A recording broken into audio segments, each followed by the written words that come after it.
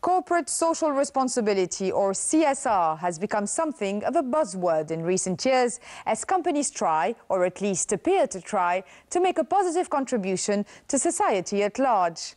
Increasingly, firms have been looking to sporting programs to fulfill their CSR commitments. But do those programs really make a difference?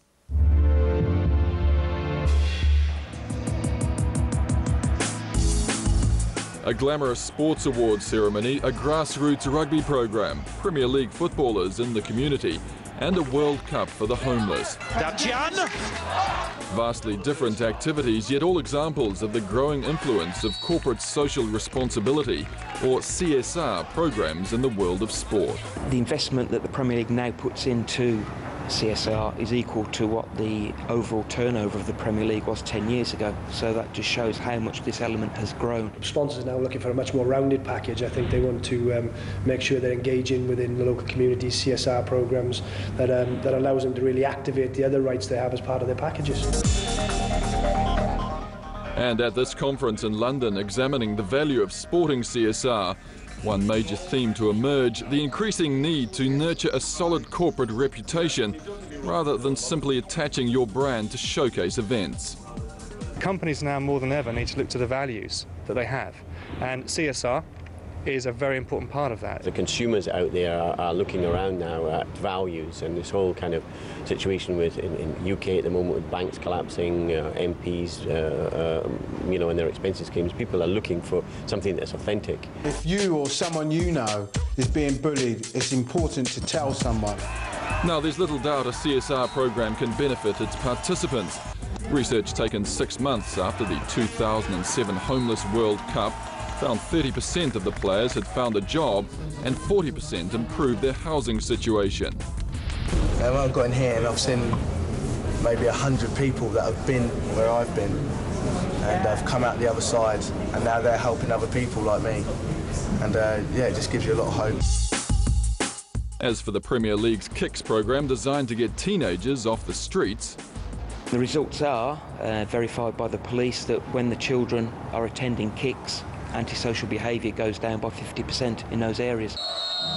And we're underway. But what about the companies that support CSR programs? Well, sponsors like Vodafone, which is spending $800,000 over 2 years supporting the Homeless World Cup, or Mercedes for Laureus, actually see a financial return on their investment. One of the challenges I think that the whole development sector faces at the moment is how do you quantify that return on investment, perhaps not in financial terms, and that's something I think that the whole industry is struggling with at the moment. So return on investment remains difficult to measure, even though the sums being spent today are large. This year, for example, the Premier League's CSR commitment will top $190 million. Another problem is that despite investment like that, attracting the media's interest still isn't easy. I think we are renowned and respected for the work we do now. The journalists are fully aware of it, but a lot of them don't like writing good news stories, do they? However, on the plus side, a solid CSR program can cast you in a favourable light with industry regulators. While research by Zenith Optimedia found 3/4 of companies also believe their CSR improved staff loyalty. And some are convinced a CSR program will ultimately pay a financial dividend, albeit indirectly.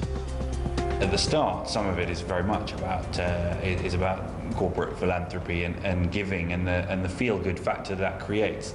But more and more, I think this whole business, being led largely by partners such as the ones that we enjoy, are seeing the business potential. We've done research the past 2 events, and people, into the sponsors, and people have said for sure, absolutely, we will support the sponsors. We're really impressed that the sponsors are there, and we'll now start buying goods from them.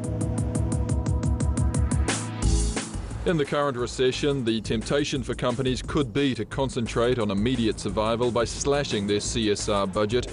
But around here, the opinion is that trust, which has taken a lot of time and money to build, can be thrown away very quickly.